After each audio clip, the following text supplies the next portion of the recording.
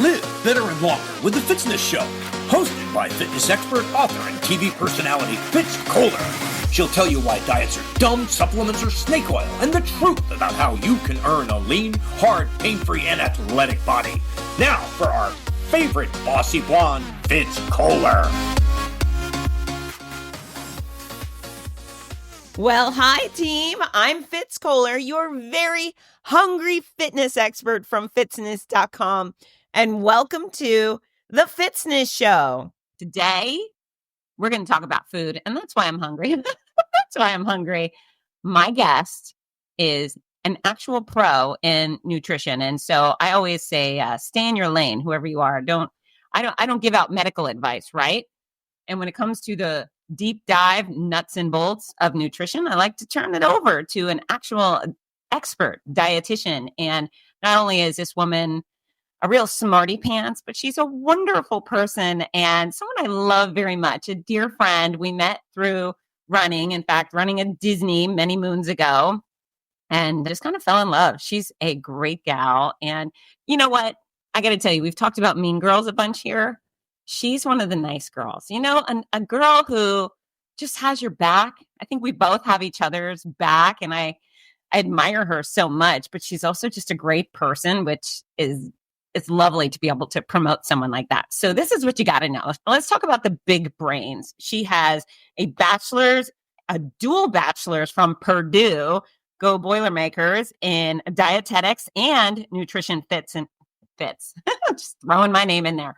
Nutrition, fitness, and health. And then she stuck around and got her master's degree in health promotion. So she's been doing this for a long time. She goes by the Diet Diva. That's right. If you'd like to visit her website, it's at dietdiva.net. She warned me that it's being rebuilt right now. So I encourage you to visit her at dietdiva.net now, and then maybe go back in a couple of months when it's new and updated, refreshed. You can always follow her on Instagram at Diet Diva Tara. And it's Tara, T-A-R-A. You may mispronounce it Tara. It's not Tara.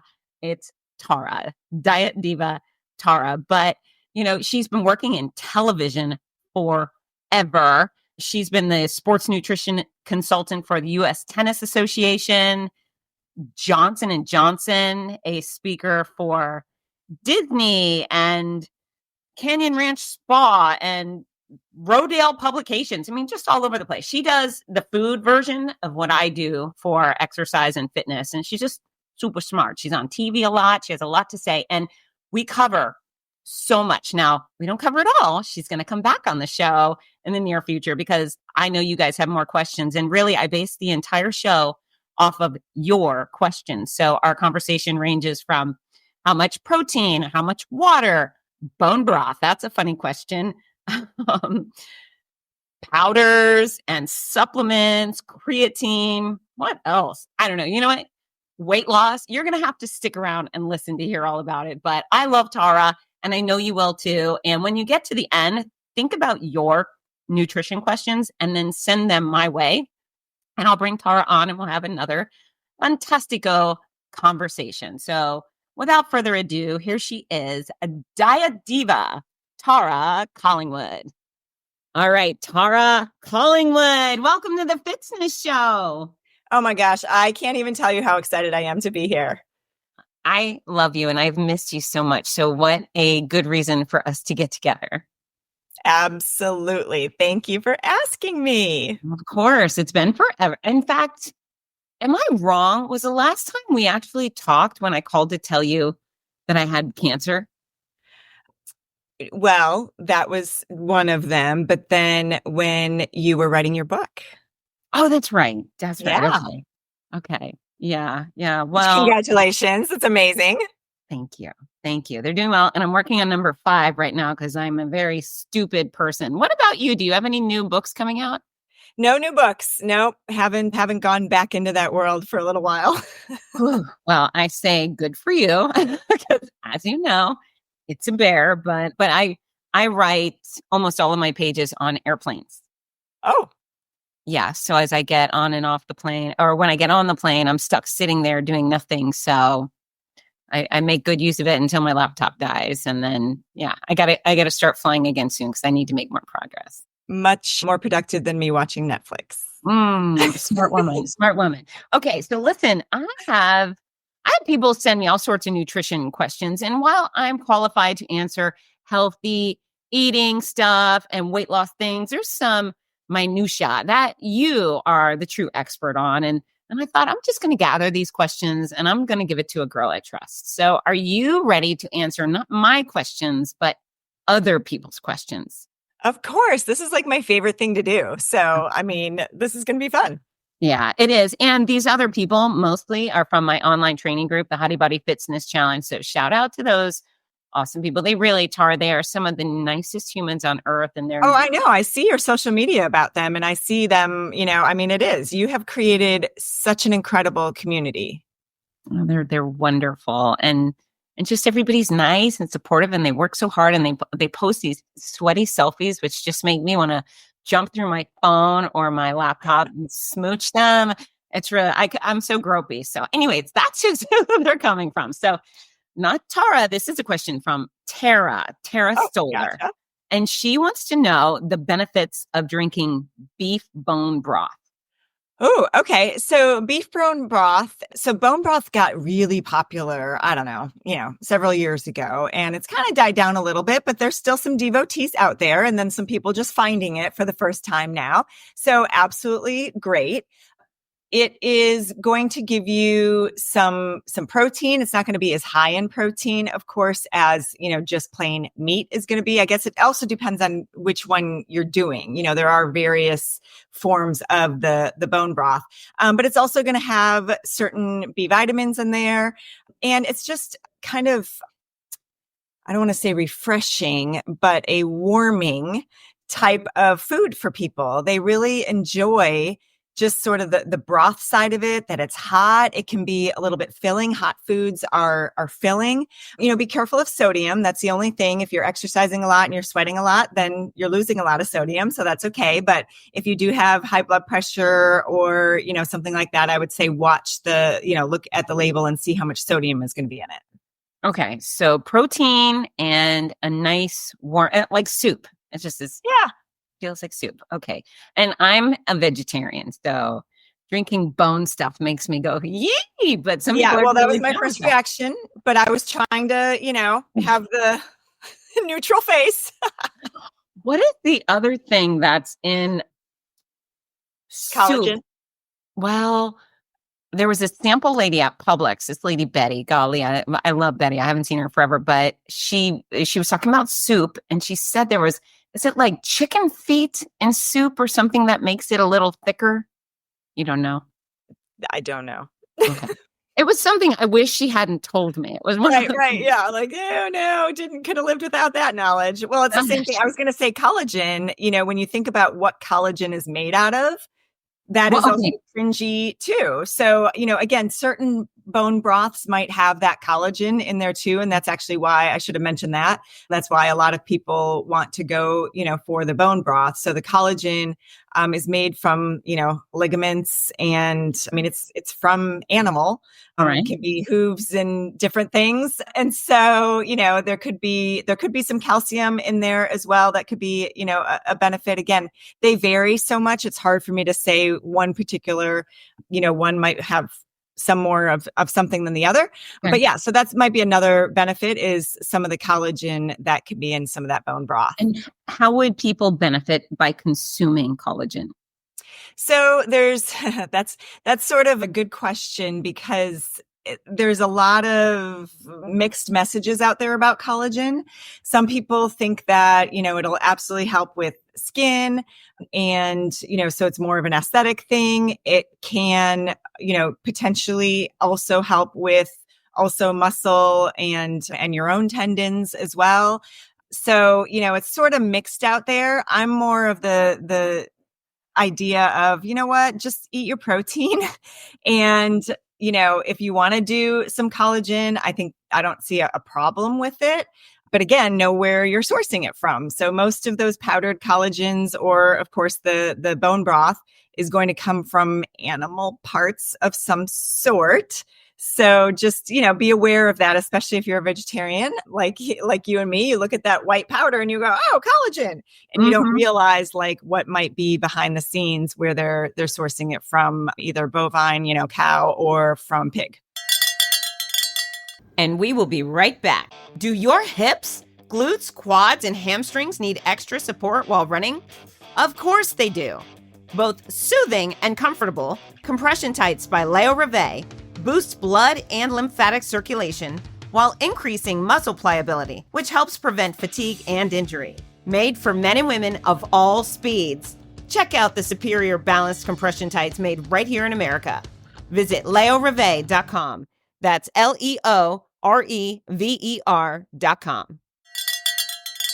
We're back. Okay, so I am going to ask my own question because I'm of the nature, I really am of the belief that most people can get what they need nutritionally from food.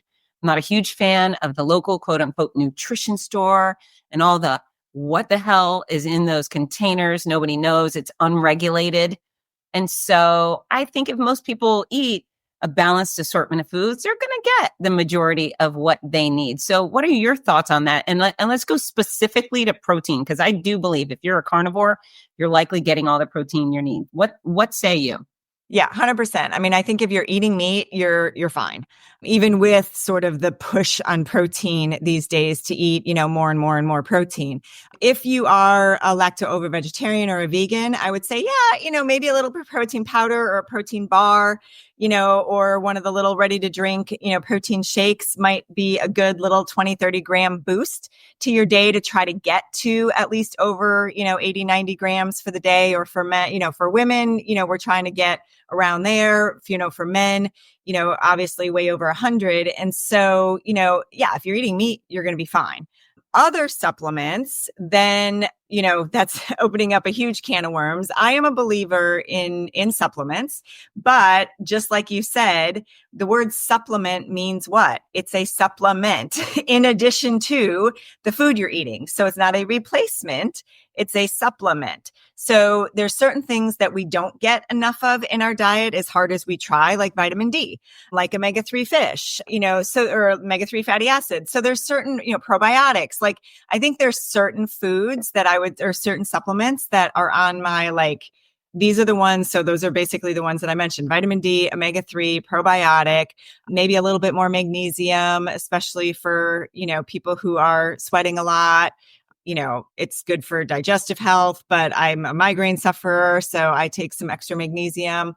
We can go down the whole list. I am a huge fan of creatine as well, not just for bodybuilder dudes, but I've been taking creatine for years. That's on my list to ask. So talk to us about creatine. And it was a woman who asked, what's the benefit for women? So you can target both guys and gals with creatine. Yeah. So I think creatine is great for women, and especially, as we're getting older. I just turned 50. And so I've been taking it for a couple of years. We lose muscle as we age. We don't have to, as you know, and you preach. If we exercise and especially do resistance training, then we can maintain. I'm stronger at 50 than I was when I was 20, but that's not the norm for most people. But I've worked really hard for those muscles. So creatine, it can help definitely with muscle. It's not going to turn you into a huge, muscle guy, gal, whatever. But what it can do is help you to retain a little bit more of that muscle and potentially help you to build a little bit of muscle. It also is on concussion protocols. So it helps to protect your brain as well. And you're like, I don't have concussions. Great. Well, let's just have it regularly to help to protect our brain. And that's one of the advantages of omega-3s too.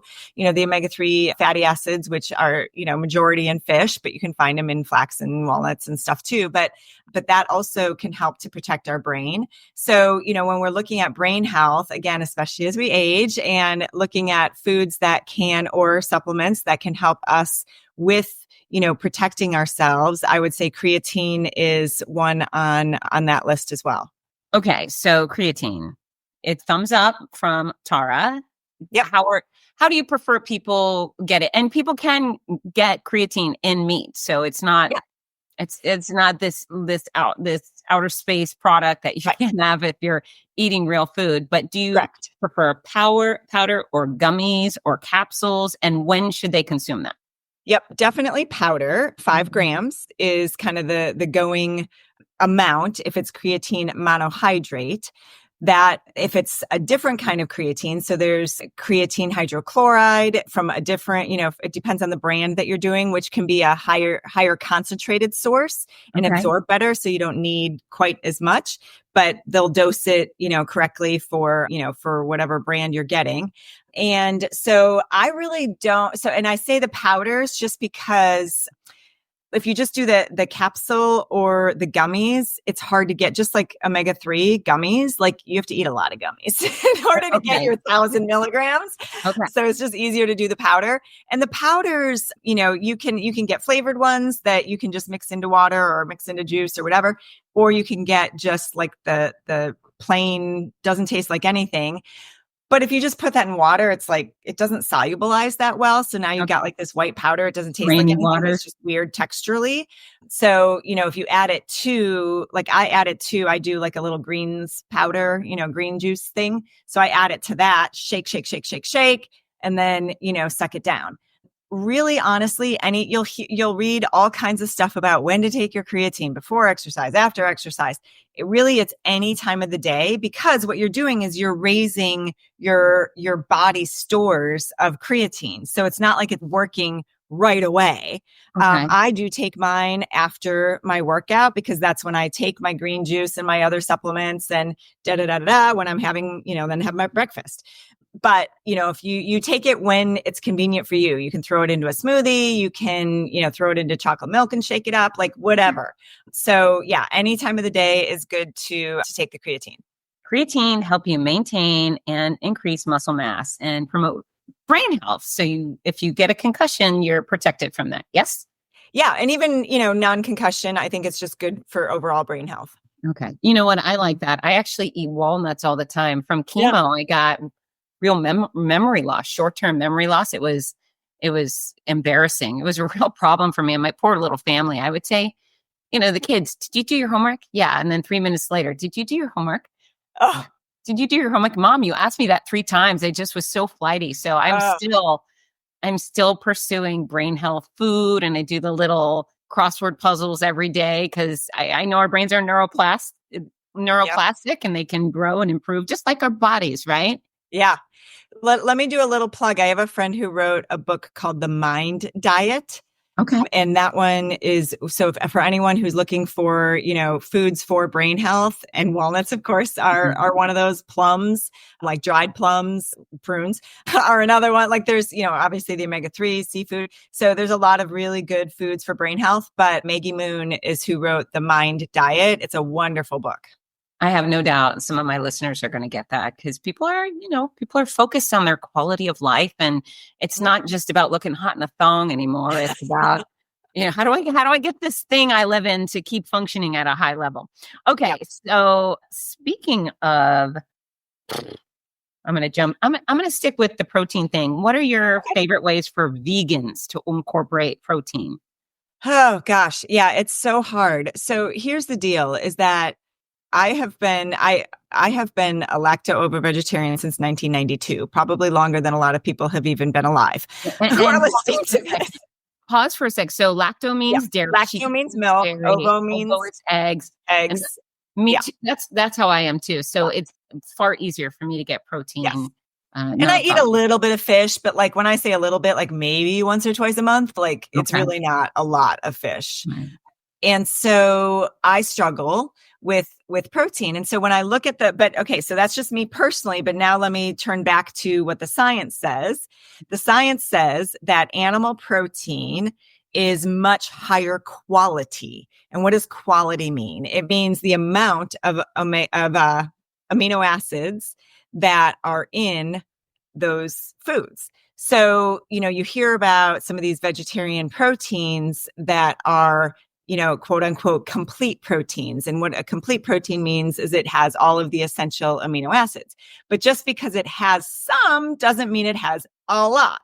So like quinoa and soy and hemp are all complete proteins, but it doesn't mean that it's nearly as high of quality as, let's say that animal protein is. So again, as a lacto-ovo vegetarian, it pains me to say, so vegans, it is difficult. And what I try to do is tell vegetarians, if the majority of your protein is coming from plant sources, or all in a vegan's case, then I would increase your protein by 30%. Okay. So if I'm wanting, a woman to eat 80 grams of protein, or a man to eat 140 grams of protein or something, I'm going to multiply that by 30%. I'm going to add 30% to that. Okay.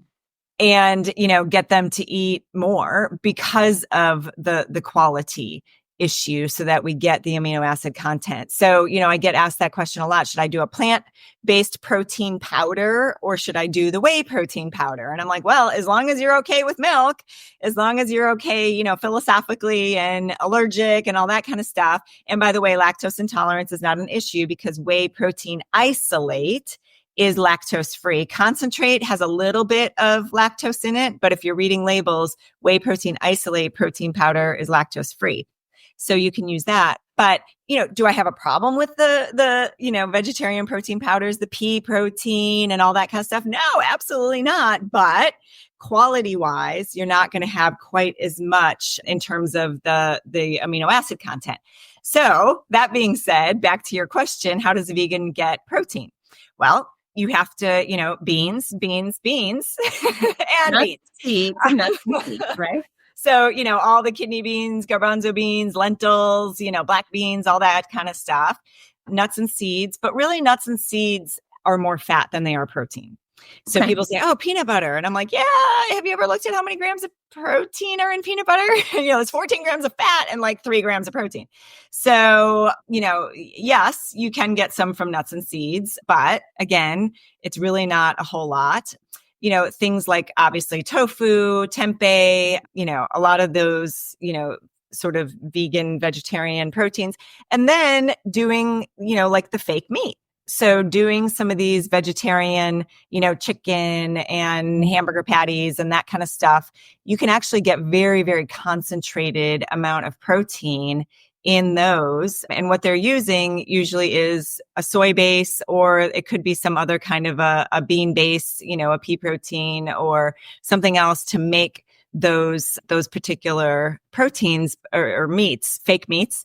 But just from a quantity perspective, you're going to get a lot more. And then, of course, the protein powders are going to be good. When you're looking at milks, like soy milk or rice milk or almond milk or whatever, most plant-based milks don't have very much protein, like 1 gram.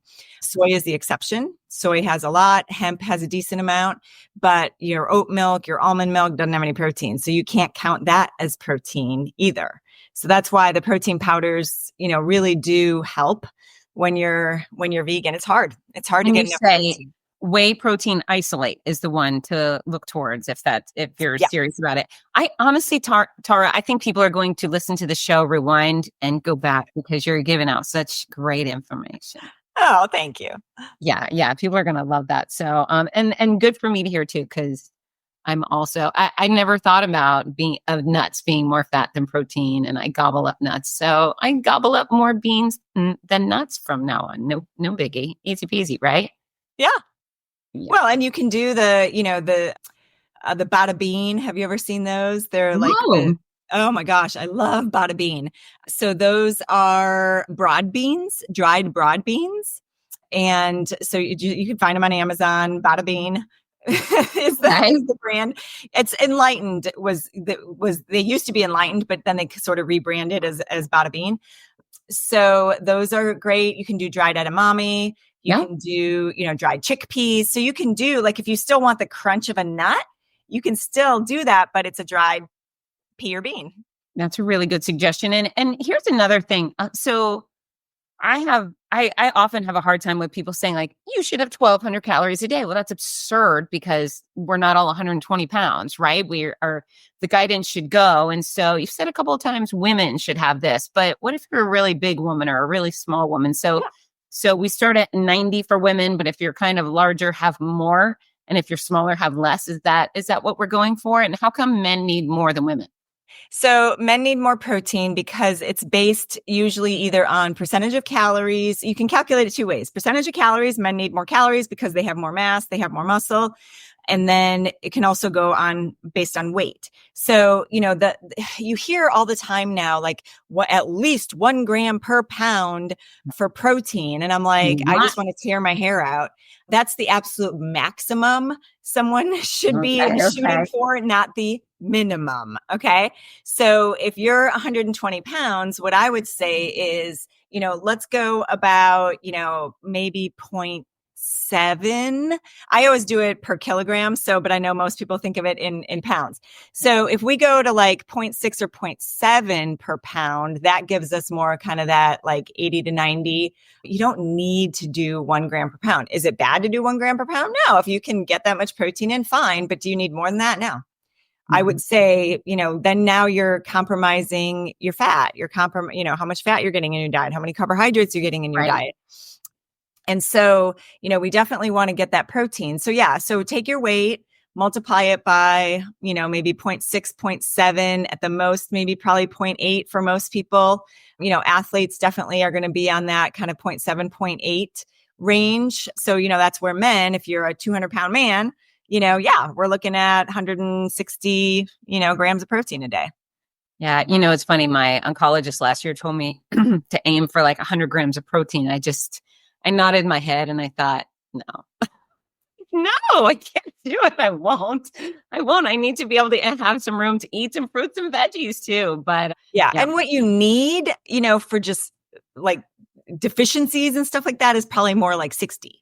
But from because we exercise, we want to maintain muscle. As we get older, it actually becomes harder to maintain that muscle. And so protein needs actually do go up, 50, 60 plus years. So that's why I kind of err on the side of the higher amounts than like the RDA version of protein. Yeah. Well, obviously, I think we give people the moon to aim for and they land in the stars, and we got to be excited about that, right? There you go. Okay.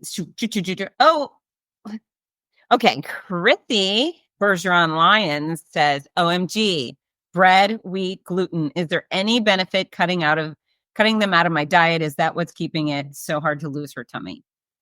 Oh my gosh. I love this question. What's her name? Chrissy. Chrissy? Yeah. Chrissy Lyons. Oh, Chrissy, thank you I could have planted this question, but I'm so glad I didn't. And that you actually asked this question. So I sort of have a soapbox about this. So gluten, of course, is the protein that is in wheat, barley, and rye. Okay. 0.1% of the population or something like that. Not even, so maybe it's not 0.1, but it's not even 1% of the population has a gluten intolerance, has celiac disease, has some kind of an issue that they literally cannot digest gluten. There is no medication for celiac disease, for gluten intolerance. The only treatment for gluten intolerance or celiac disease is to remove gluten from your diet. So that's where it all started, was people who had to, 20 years ago, 30 years ago, no one ever heard of gluten-free because it's such a small percentage of the population that needs to be gluten-free. That being said, are we diagnosing it more? Is there more intolerance? Is it made up? I don't know. But there's more people that claim that they are gluten intolerant, whether they think they're gluten intolerant or whether they've actually been diagnosed. The best diagnosis is actually a biopsy. Mm-hmm. And, if you're having significant issues, you go to a gastroenterologist and they will test for that and all that kind of stuff. Okay. So that being said, if you're like, I don't really have any, and by the way, problems could be digestive issues. It could be, it can affect your skin. It's not just all digestive. Okay. And what gluten intolerance is and celiac disease is it's the cilia. So CELIA. The cilia are like these tiny little baby hairs that are inside your gut. And that helps to move things along through the digestive tract. And when you have celiac disease, the gluten irritates the cilia and it becomes very inflamed and it causes you to have, some other inflammation in your body and or in your digestive tract. So that's why the only treatment is to avoid gluten. So it allows that cilia to heal, and then it can do what it's supposed to do. If you have one little particle of gluten, it can irritate that cilia, and it can take weeks to recover again from that. So that's why if you have someone in your house who literally has celiac disease or gluten intolerance, they'll have a separate toaster for their gluten-free toast, because they don't want your little particles from your, wheat toast getting in. Oh yeah, it's serious. So when someone legit is diagnosed with celiac disease, they are like fearful of gluten.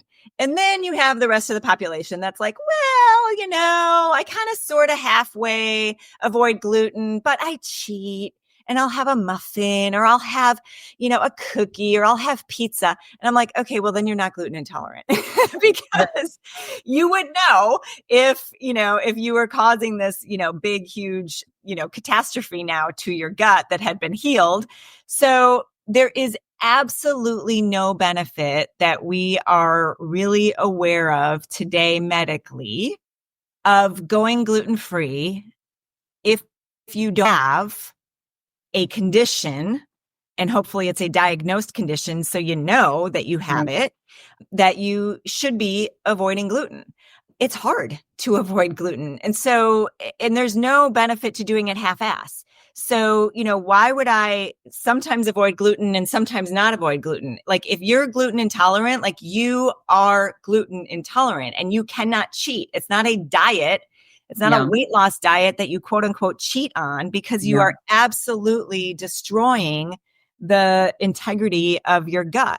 So, Chrissy, no, don't go gluten-free. Don't half-ass the gluten. Don't, sometimes avoid gluten and sometimes eat the gluten. Make a decision. Either you're gluten-free and you feel much better, or what I would do is I would eat gluten. I would go to a doctor, because if you avoid gluten and then you go to a doctor, and if you've been avoiding it for 3 months or whatever, and then you go to a doctor, you'll probably end up with a false negative because there's no gluten in your system. So now you're not testing positive. So you want to continue to eat gluten, get tested. And if that testing shows that you're gluten intolerant, yes, avoid gluten. But if you don't have a reason to avoid gluten, I wouldn't avoid gluten. And there's no benefit to avoiding it half the time. Okay, so I love your soapbox, and I'm so fired up on so many fitness topics. I could see you just imploding. So I love it. I love it. So yeah, it was fascinating to me about 10 years ago when people started gluten-free this, gluten more on the gluten-free diet. Yeah, you know what? If you cut out breads and cookies and things like that, you're likely to lose weight because you're diminishing the amount of calories you're consuming. But it's not the gluten that was causing you to be overweight. And that's the thing you were doing was just cutting back on calories. That's how you lost weight. So it's very funny. And then the other thing is, I think it's interesting where people diagnose themselves, right? I mean, fine, if you're It just happens all the time. Yeah, I'm going to cut off ice cream. Ice cream gives me a tummy ache. Okay, fine. But if you're saying, well, I need this, I'm going to go to the nutrition store and I'm going to pile up on those things. You could also go to a medical provider and get blood work, and they can tell you where you are specifically deficient. Hey, bud, you need iron. You don't need magnesium. You don't need this stuff. You need iron. And so there's a way for people to know the truth about their body and then consult with someone like you and get pointed in the exact precise direction on what they should use to, as you said at the start, supplement the places where they're lacking. Yeah. Yeah. Well, and that brings up another point of get tested regularly. So, have a physical. I mean, obviously, look at you. Early detection is key. You are here today because you were able to detect your breast cancer and get treatment right away and beat it. Yeah. And, if you don't have a yearly mammogram, if you never have blood work taken, if you're, 50 years old and you're like, I haven't seen a doctor since I was 22 when I had mono in college, like what, so, it depends on the insurance companies now. I used to say yearly physical. Now, we're so driven in our healthcare system by insurance and coverage. I'm a big fan of getting blood work done and having an annual physical. at least do it every other year. We know that, getting and having that colonoscopy when you're 45, having those mammograms, like all this stuff, pap smears, like all this stuff that can help you. And yes, men, prostate checks, it can help to detect. Prostate cancer is 98% curable if you catch it when it's, in its first stages. So, catching these things early and not just going, oh, ignorance is bliss and, all that kind of stuff. So, pop into the blood pressure cuff at the CVS and see what your blood pressure is. Like, do some of those things on a regular basis. And then, to your point, then you can do something about it before it's, way out of control. And we will be right back. Are you looking for the perfect gift for a loved one battling cancer? The Cancer Comeback series by Fitz Kohler offers hope, inspiration, and practical guidance. With Your Healthy Cancer Comeback, My Noisy Cancer Comeback, and The Healthy Cancer Comeback Journal. These books are a lifeline for all patients and survivors. Right now, you can order autographed copies at a special discount. Show your support and help a loved one go from sick to strong. Visit fitzness.com today. That's FITZNESS.com. Fitzness.com. We're back. Absolutely. And also you can save a lot of money on things you just don't need, and your body can't use excess of nutrients. I mean, once you've hit your usage limit, it gets stored as fat or you pee it out and it's just money. And oh my gosh, the other thing that kills me is when people go into, I air quotes, if you're just listening to this podcast, no, I'm using air quotes because the quote unquote nutrition store manned by a minimum wage employee who has never been to college or has any sort of expertise in nutrition, trying to sell you everything in the store. I mean, how much faith do you have in the minimum wage employee at the quote unquote nutrition stores? Right.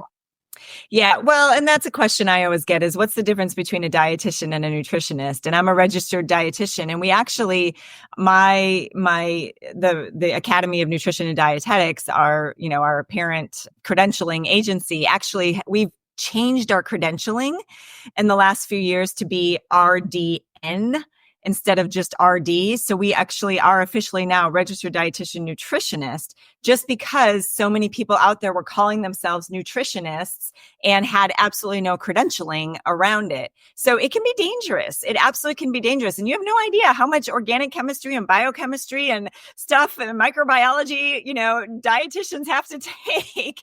It's not just a 6-month credential. And now they're requiring a master's degree and a, 900-hour internship and all this different, or 400, 500, whatever it is. It's been a while for me. So, the internship, and then you sit for the exam. Like, it's a legit credential to be a registered dietitian nutritionist. So yes, I would say that, the people out there that are claiming to be nutritionists, that are, on social media, influencers, giving out all kinds of information without having that credential, it's a scary world. It's a very scary world out there. Just like for you with fitness, I mean, so many people are out there, self-proclaimed experts, but they don't have all of the certification, and, you can definitely hurt yourself. Absolutely. And it just, with the nutrition part. So my second book, I had a publishing deal, and it was 365 ways to boost your metabolism. And so most of it is activity, right? But there were some nutrition points. But when I finished the book, they said, we want to include 2 chapters. One was on negative calorie foods. I shit you not, a whole chapter. And then number 2 was supplements you should take to lose weight. And so I came back and I said, absolutely not. And they said, well, these chapters will sell books, so we have to put it in. And so I actually went to a friend who was a pharmacist. Yeah. So do me a favor, write a note to this publisher so they know, some of these supplements can be contraindicated for heart medicine and diabetes medicine and all sorts of things. It's a very complicated, dangerous world. And if you're not the person, you shouldn't be recommending anything generically to the masses, right? And they stood their ground. I said, I am out. Take my name off of that piece of garbage. They actually kept 90% of my words, and they found some hack, probably nutritionist. And now her name is on my book with those 2 garbage chapters. Are you kidding me? I am not kidding you. And I fired my literary agent. I was like, no, this is it. This is not worth. Good for you for maintaining that integrity. But to your point, and your pharmacist friend probably told you this, that a lot of those pills out there that claim to be weight loss, supplements and stuff, they're speed. I mean, it's caffeine, it's amphetamines, they put crazy stuff into those things, and it gets you to be like jittery, and it suppresses your appetite because you're on speed, not because like it's, some miracle thing. So yeah, it's really dangerous. So good for you. Wow. Good for us. And hopefully our listeners today that will have higher standards, because there's so many snake oil salesmen out there. They're just vultures. They just want your money. And most of them know Jack. They know just enough to convince you, but not enough to help you. So, okay, back to the questions, because we could go on forever, right? Okay. Thank you, Chrissy, for the gluten question. All right, David Kuntz. That's a nice question. He says, what food myth should we recognize as untruths? For example, eggs cause high cholesterol, fat makes you fat, butter is bad, etc. So food myths. Which ones should people? Oh my gosh. There's so many out there. It's hard to, so here's what I would say. Let's say a blanket statement for food myths that if it sounds too good to be true, it probably is, right? So just like we were talking about with some of these supplements and, different stuff, it's like, if it promises, that you're going to, whatever, lose 20 pounds in a week and do this, that, the other, it's probably, the other thing is, if something is eliminating, so I say this about like kind of the fad diets, if something is eliminating entire food groups, red flag.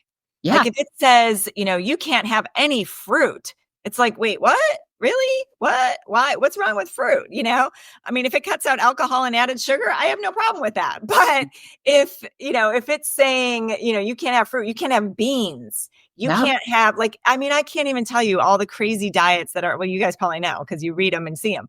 So yeah, I would say that that's probably one of those things that, if it sounds too good to be true, it probably is. And if it makes you scratch your head and go, that's against like the wisdom that I've heard for many, many, many years, then, that probably is a myth and something that's not true. Now, that being said, science changes. Yep. So the egg thing, back in the 70s, 80s, eggs were the devil and don't eat, egg yolks, and everything was egg whites and all that kind of stuff. And that was back in the 80s, 90s when fat was the devil. And, we were all eating Snackwell cookies by the box full. That's right. Anyone? Not me. And, I remember this will take me back. So I was a student in college from 92 to 99. I did, 4 years undergrad, year internship, and then 2 years master's.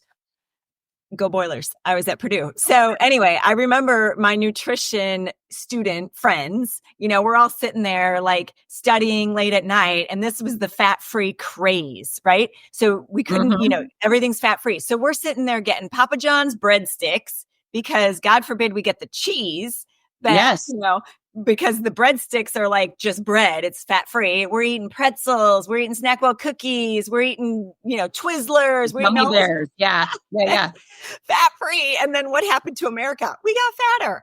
Yep. So, this whole fat craze. So that would probably be one of the myths, but I think that's pretty much been dispelled for years anyway, that, fat makes you fat. And then, just this idea about the eggs, so yeah, eggs were really bad years ago, but then we've learned that, oh, you know what? There's actually really good stuff in the yolk. Like that's where most of the nutritional value is. Huh? And so some yolk is okay. Yes, there's cholesterol, but dietary cholesterol doesn't really raise your blood cholesterol, but the yolk still has some saturated fat. We know that saturated fat can raise your blood cholesterol, but you can have some saturated fat in your day. So, now American Heart Association and, other organizations are saying an egg a day is okay on average. So if you want an omelet, a couple days a week, kind of average about, 7 yolks-ish a week and you're fine. But, years ago it was 3 yolks a week. So, science does evolve.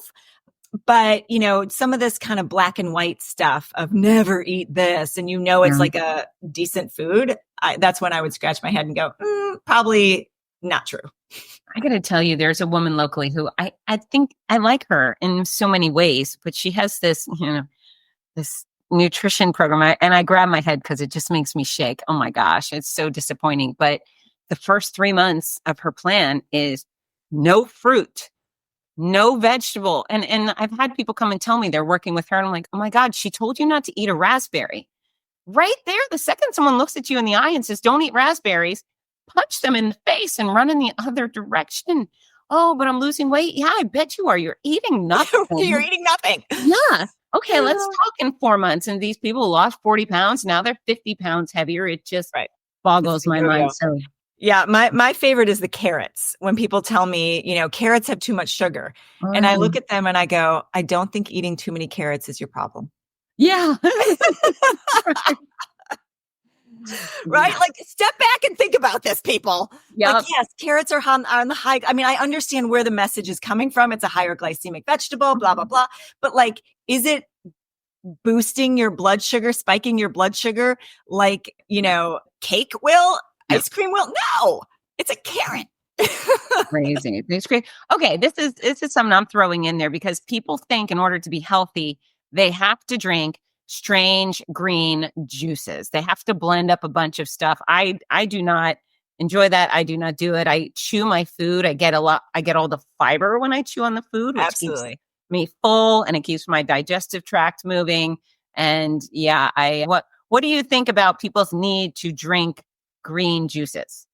Yeah. So, it depends on what the green juice is that you're talking about. I mean, there's some of these popular, green powders, and I think those are fine. I mean, if you want, a lot of people don't get enough fruits and vegetables in the day. And if you want to do a powder of, the green, powders that have all kinds of different antioxidants in it, I have zero problem with that. But what I don't want is for you to say, oh, I have my green powder, so I don't need to eat any fruits and vegetables. Because to your point, where in the whole food, or I mean, when I say whole, I don't mean you need to eat it whole. It can be chopped and cooked and whatever, but that's where the fiber is, to your point, all that kind of stuff.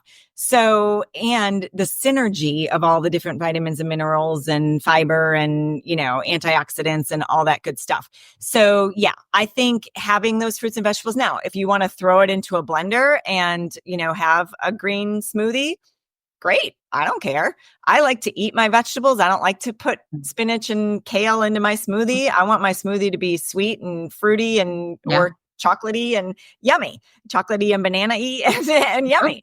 And then I'll eat my, spinach in a salad or cooked.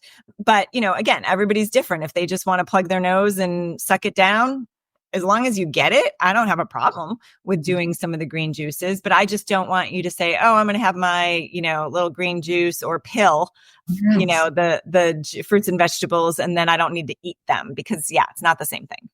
Okay. So I subscribe to 85 to 90% of my caloric intake is really healthy and the other 10% fun time. I do whatever I want with. So my pretty much must for every day is a piece of milk chocolate. Even if it's just a Hershey Kiss. If I don't have a piece, I feel like it's a sad day. What about you? What's your... Oh, 1,000%. There's not a day that goes by that I don't have chocolate.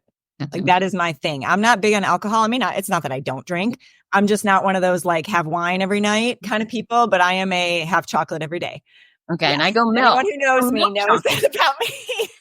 Are you white chocolate, milk chocolate, dark chocolate, or does it matter? Well, I'm so glad that you asked that because, people will probably go, well, Fitz, you have to have dark chocolate. Why are you having milk chocolate? Like, really, the difference between the antioxidant content of milk chocolate and dark chocolate at the end of the day is not that much. No. If you enjoy milk chocolate, then have milk chocolate. You don't have to do the 80% dark. I mean, that stuff's bitter. Very bitter. Yeah. So I have zero problem with whatever kind of chocolate someone wants to eat. I want you to enjoy. It's an indulgence, and I want you to enjoy that chocolate. White chocolate doesn't have any cacao, any cocoa in it, so it doesn't have the antioxidant content. But again, am I eating chocolate for the antioxidant content? No, I'm eating spinach and broccoli and blueberries for the antioxidant content. The number one, did you know this? Can you guess the number one source of antioxidants in the American diet? Take a guess. I'm going to get it wrong, but I was thinking spinach. Coffee. Oh, that makes sense. Yes. It's not because coffee is that high in antioxidants. It's because people drink a lot of coffee. So much. So coffee is actually, I mean, a cacao bean and a coffee bean.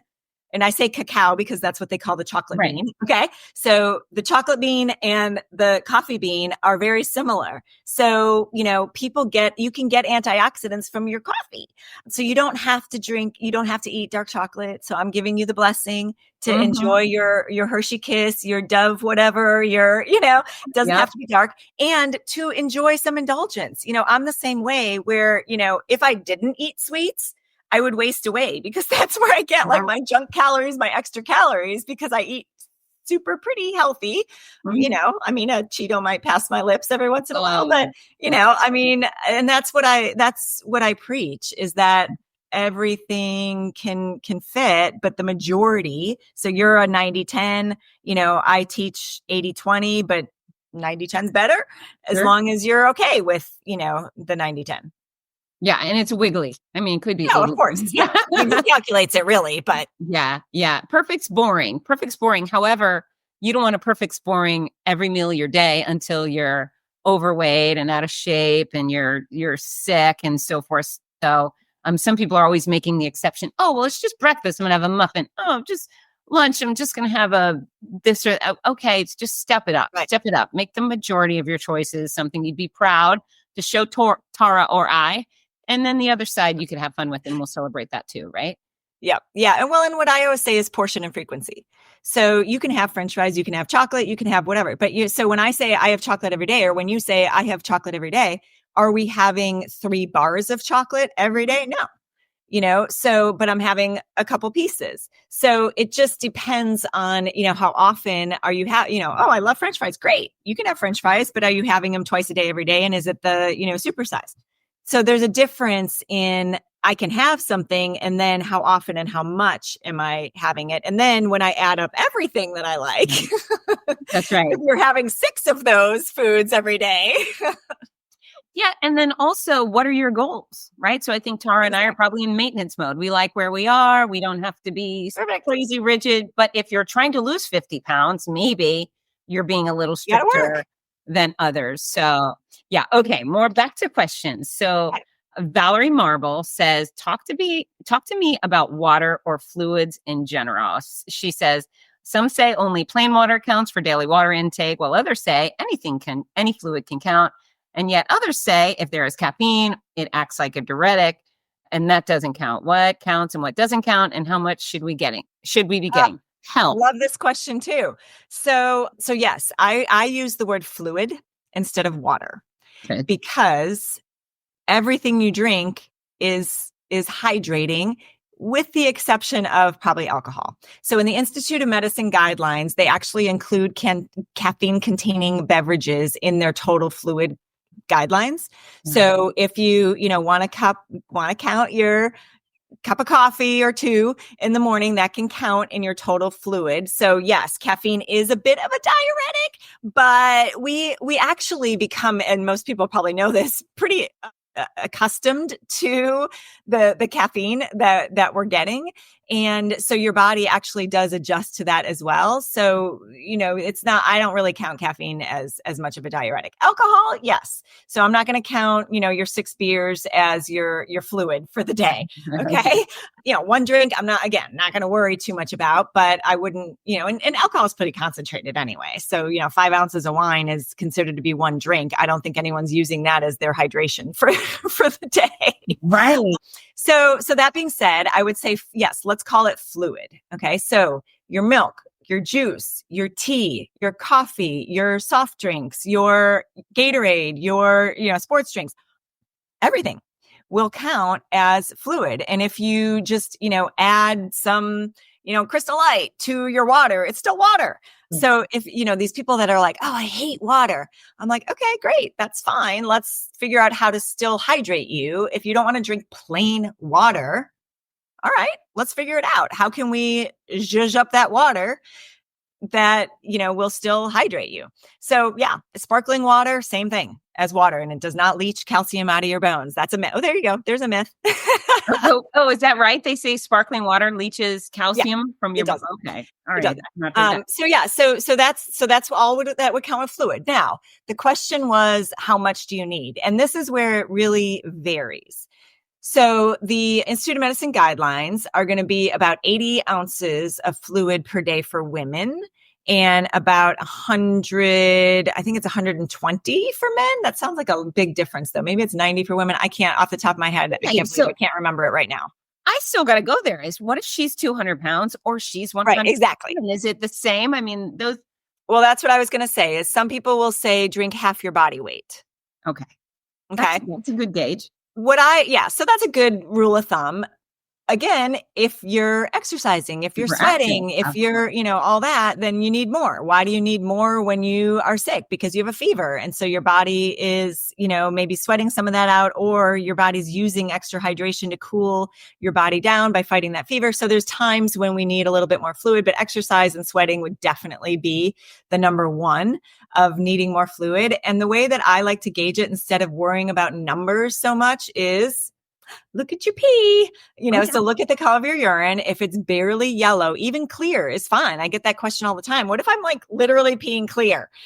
Great. That means you're really hydrated. So, it should be kind of the color lemonade or clear or more clear. And that means that you're perfectly hydrated. If it's bright yellow, that means that you're probably like fluorescent yellow. That's probably supplements coming out. That's your B vitamins. There they are. Okay. And if it's darker, more like apple juice color, call the doctor. Go to the hospital. That means that you're really dehydrated, or you could have rhabdomyolysis and you're spilling protein into your urine, all that kind of stuff. And you can also go by smell. I mean, obviously not including asparagus, but if it's stinkier, it's probably more concentrated. And so I need to go drink. So yeah, so I think those are better guidelines than sitting there ticking away, like how many ounces am I drinking? Yeah. And then also feeling thirsty, having headaches or confusion could be dehydration, right? Absolutely. Yeah. Water or just keep that big giant Yeti or a gallon, or just keep something with you at all times. I never leave home without this big camo cup of whatever's in there, and I just drink all day and I'm never dehydrated. Easy. Absolutely. Not so complicated. Okay. Here's a bigger question. Are you ready for it? I guess. Okay. This one's from Darren William. He says, I have a nutritionist friend who swears that insulin resistance is the number one cause of almost all preventable health problems, and insulin resistance can be decreased through high-fat, protein, and very low-carb diets and or intermittent fasting. She claims that when insulin is present in your bloodstream, it is chemically and metabolically impossible to burn fat. Stuff. What do you think about that? Oh, wow. Okay. So I guess we're going to get a little biology lesson here. This can be really confusing.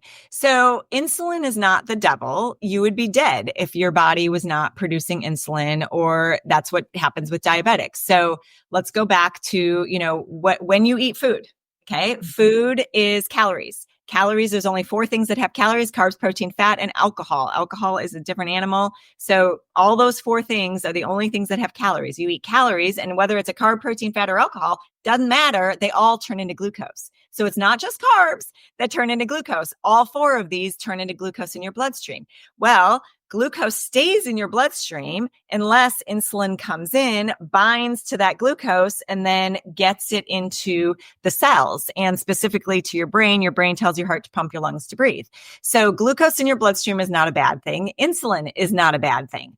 Now, excess glucose, excess insulin, both of those can be a bad thing. And what happens with diabetics is their body, their pancreas is either not releasing insulin for some reason or another, or it's releasing insulin, but the body isn't recognizing the insulin. And so that's where the medications come, and it's like it takes off the blinders and go, oh, there's the insulin. And then it binds and then goes to where it needs to go. Or if someone is, let's say, a type 1 diabetic, they're not producing insulin or not producing enough. And so then they have to do the injections of the insulin. Okay. So what's happening is with this question is not necessarily someone who's diabetic or whatever, but they're saying if I'm overproducing insulin, or if insulin resistance is happening in my body, which can happen. That's sort of that pre-diabetic, could be diabetic, is, basically insulin resistance. I'm not using the insulin like it's supposed to. It's not getting the glucose and putting it where it's supposed to go. And that is a problem. Now, can you not lose weight because of that? Not necessarily. It's not that you're never, ever going to, burn fat. And let's just point out too that, he mentioned, what was the first part of the question about high carb? Sorry, I'm reading that. Insulin resistance can be decreased through high fat and protein and very low carb diets. Thank you. So, as I mentioned, carbs are not the only thing that raises blood sugar.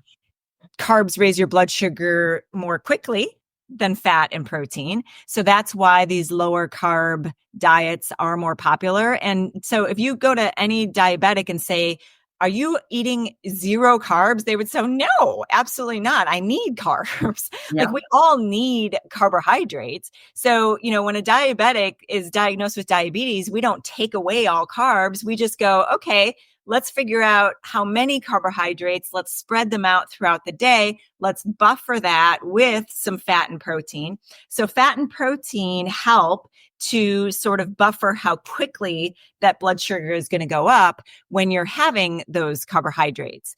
And so, yes, fat and protein are good for preventing spikes in your blood sugar.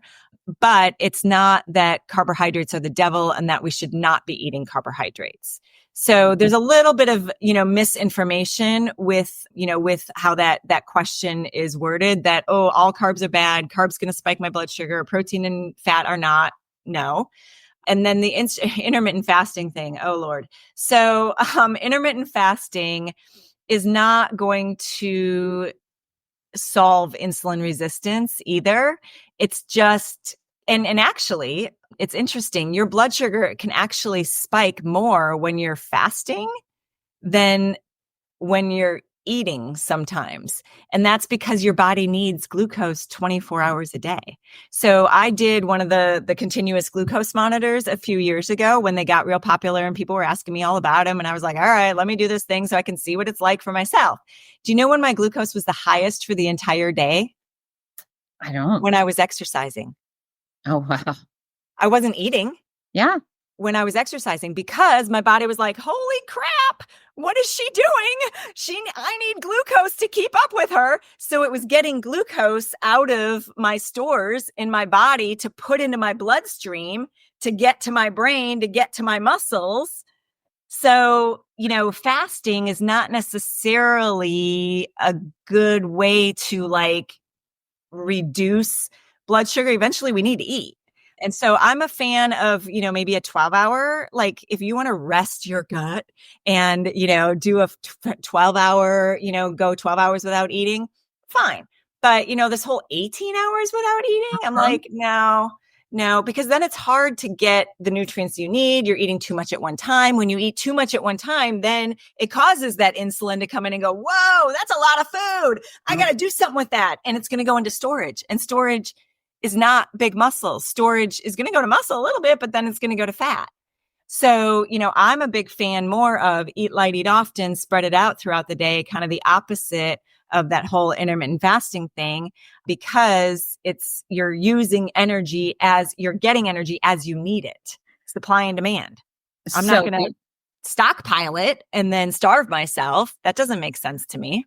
So thank you. Excellent argument. I mean, I just go crazy with the intermittent fasting people. And well, your digestive system needs a break. Okay, it's called sleep. We have a thing. It's called breakfast. It's specifically breaking the fast. Mm-hmm. Food is essential. Starving yourself at any point, especially if you're hungry, it doesn't make any sense to me. And then, of course, any of these diets are like, remove all of this. Never eat this. I think the only nevers come when you have allergies or ethical reasons. So exactly. So I'm vegetarian because I have friends that are chickens and cows, and I just morally I can't do it anymore. How come you're a vegetarian? Yeah, same thing. I mean, literally, you're going to be sorry you asked the question.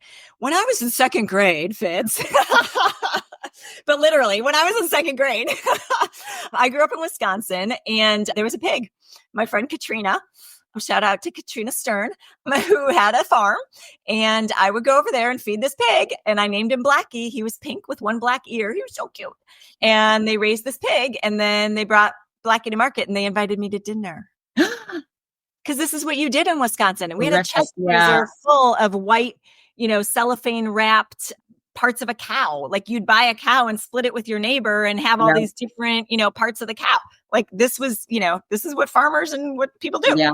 So I went home and I was like, to my parents, I'm like, did you know that pigs get turned into pork chops? My mom was like, yeah. And I'm like, I'm never eating a pig again. And to this day, I have not eaten pork since 7th grade. Now, I grew up in Wisconsin in the 80s, and my parents were like, well, what's a vegetarian? You have to eat chicken. You have to eat beef. We'll let you do the whole, Blackie thing. But, so then in 1992 is when I left for college. And I was like, I'm done.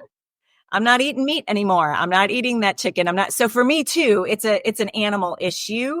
I just don't want to eat the flesh of an animal. But again, I usually don't even tell people that because as a dietitian, I don't want people to think they have to be vegetarian.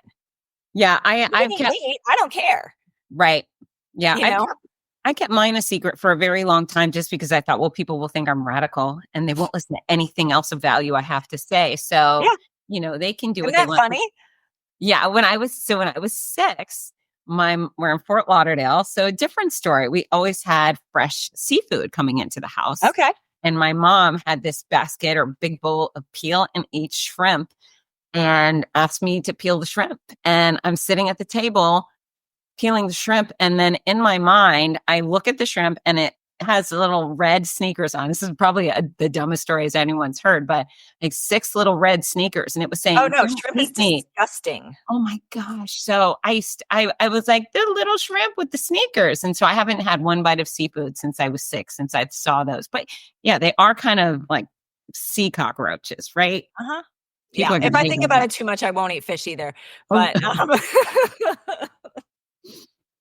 yeah, but I started eating fish when I moved to Florida because I was like, okay, I mean, it is an easy way to get more protein because as a vegetarian, you struggle to get enough protein.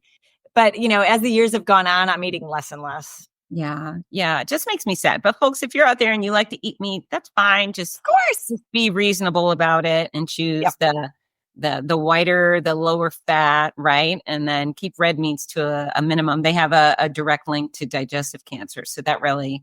My kids have never had red meat ever once because of those links to digestive cancers. I just thought I'm not going to give them any habits that might kill them one day. And they can do what they want when they get older. I mean, that's what right. People ask. Yeah. People ask me, they're like, did you raise your kids vegetarian? I'm like, no, I want it to be a choice for them to go vegetarian. But I think, not having red meat, that's fine. They can. Yeah. And then if they choose to, eat hamburgers later, it's on them. That is on them. Yeah. So I gave them chicken and turkey and they've had seafood, but yeah. Anyhow, let's go back to more questions. Okay. I think I'm going to finish with this question because I've been eating up so much of your time. Speaking of eating things. Oh my gosh, you're fine. Okay. Tim Patton, we love Tim Patton, says, any tricks or best foods for better gut health? Oh, I love this question too. So there's sort of movement out there, no pun intended, speaking of gut health. So of eating 30 different plants a week. Huh. Okay. So I know that sounds like a lot, but remember, what is a plant? It's not just a fruit or vegetable, but wheat is a plant. Oats are a plant. Potatoes are a plant. So all your grains and your fruits and your vegetables and herbs and spices are plants. So when you add up all the different, so they all have to be different. So it's not, I had an orange every day. So for 7 days, that's 7 oranges. No, it have to be 30 different plants, and emphasis on the different. Why? Because that's what helps your microbiome. All of the different species and, different antioxidants and phytochemicals and vitamins and minerals and just amino acids, like all that different stuff that's in food helps to create a good flora for the bacteria in your gut. So in your gut, you have, as we, are learning about the gut, we have a ton of bacteria, and the bacteria feed on fiber. They feed on the foods that you're eating. And so when you're eating different, and that's why we say plant foods, because it's really the fiber and the different components, the cellulose, the different components of a plant that the bacteria feed on. And that's good. That's good. That's good to keep that bacteria happy by eating those different plants. So that would be my number one suggestion for gut health, is to get variety in your diet. The other one is obviously probiotic foods. So you can do probiotic supplements, but probiotic foods. So kefir, kombucha, sauerkraut, but it can't be the jarred sauerkraut. Because that's the one that's like the shelf stable. They've killed off all the good stuff when they jar it. So it has to be like the fresh sauerkraut that you get in the produce section. Tempeh is also another one that's like that soy based, stuff. Let's see. So those are all, yogurt. So those are all really good. Kimchi. Those are all really good, for that kind of gut bacteria. But if you're like listening to that list and going, maybe I have a yogurt, but I'm not doing kimchi regularly. And the fresh sauerkraut, let me tell you, tastes different. It's very flavorful. Okay. Compared to the jarred stuff. So just, eat a variety of stuff, get some probiotics in your life, maybe take a supplement of probiotics if you're not big on a lot of those probiotic foods. And, those are my two biggest things. Well, I like them because they're very actionable. Those are things when I'm lacking and I ask a doctor, I always say, what can I do? Like, what can I do? Give me the power. I want the power over every part of me if possible. So 30 or close to it a week, I think as people start aiming towards that, well, they'll get all these other benefits too, because if you're having 30 different plants, well, then you're probably having a few less Cheetos or whatever, right? So that's a win-win. So Tara, there's a couple of things here. Number one, I love you. I'm so grateful for your expertise and all of that wonderful science inside your beautiful head. Thank you for sharing it with us. Yeah. Back at you, girl. Yeah. Thank you. I love you. I always have. So I appreciate it. And we're going to do this again. Do you mind? Oh, for sure. Okay. Tomorrow. Okay. I'll gather more questions and we'll hit you with them. All right. So we always end the show with two different things. So number one is a communication tip. What would you share with our audience? Because you're a tremendous communicator. You write books, you write articles, you speak on TV, you do public speaking. What's something you would share to help them communicate better? Oh boy. I would say, so when you say communication, just anything. And for example, I often tell people to remove the word like and from their speech pattern or become a listener. There's a variety of ways to communicate better. But do you have any soapbox items that you wish more people would adhere to? I think pausing for a second before you speak, and then also being confident in your message and admitting when you don't know something. So instead of just trying to make something up, be confident in what you are saying, or say, you know what, I'm going to have to look that up, or I'm not quite sure about what that is. And I think that's okay. And people will respect that. Brilliant. I agree wholeheartedly. And then some of the show. So Tara, who just conquered Ironman half in Florida, congratulations. Thank you. Or half Ironman. If someone's going to do Ironman activities, what song should they put on their playlist? They're swimming, they're biking, they're running or walking. Oh, Fitz. So I don't listen to music actually when I exercise, but I will tell you that when I ran the Disney Marathon in 2013, okay, I lost my husband to cancer. As you know, we've been through this journey. I lost my husband to cancer in October of 2012. And I did the Disney, it was a half in 2013. And I remember about mile 9, they have these big speakers blaring with different music. And I remember Kelly Clarkson's was What Doesn't Kill Me Makes Me Stronger came on. I'm getting goosebumps and I'm getting teary just saying this story. That song came on and I was like, I am here. I am strong. And if 2012 and everything I went through in the year of 2012 didn't kill me. I am stronger. So you can take that as like, when you're exercising and you're like, oh, I think I'm going to die right now. What doesn't kill me makes me stronger. Or the stuff we go through in life, right? Your cancer battle and, all the things that we go through in life, literally what doesn't kill me makes me stronger. So that song, and I mean, Kelly Clarkson's amazing anyway, but just the message of that song is that would be the song. I love it. I love it. And what a perfect song for you to share. And, it does not go unnoticed how resilient you are. And I love seeing what a leader you are in your Young Widows Club. I mean, that's a club, we say with cancer, nobody wants to be a part of this, but to be a young widow like that and to bounce back and you have been mesmerizing since I met you. I just thought, wow, she's something special. So I still think that way. I think so even more now because I know you and I adore you. Thank you. Like I said, right back at you. I adore you as well. I love the community that you have put together. I love your energy. I just love everything that you have been able to do to make life changes in people's world. And I think that's why we are so in tune with each other, is that we're real. Yeah. We're realistic about it. And like, you know what? There is no such thing as perfect. Don't strive for, a half Ironman if you can't even walk around the block. Like, let's just start. Let's meet you where you are. And let's just, start. And any little step is going to be better. So, that's really what it's all about. All right, beautiful girl. I have one more assignment and you got to look into the camera and with gusto, tell everybody to get to work. Get to work. Bye, everybody. I knew that was coming. Yay! Girl. That was genius. Perfect. Thank you. You're welcome. Hi, this is Rudy Novotny, the voice of America's Marathons. We all love how much running has benefited every aspect of our lives, so much so that most of us only wish we'd started sooner. Wouldn't it be wonderful to gift the opportunity to children of today? Well, you can. The Morning Mile is a before-school walking and running program that gives children the chance to start each day in an active way while enjoying fun, music, and friends. That's every child, every day.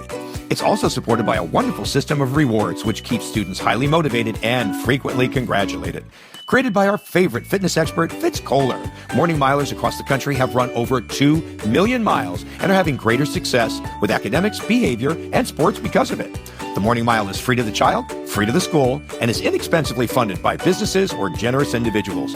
Help more kids get moving in the morning by visiting morningmile.com. Champion the program at your favorite school or find out more about sponsorship opportunities. That's morningmile.com. Long may you run.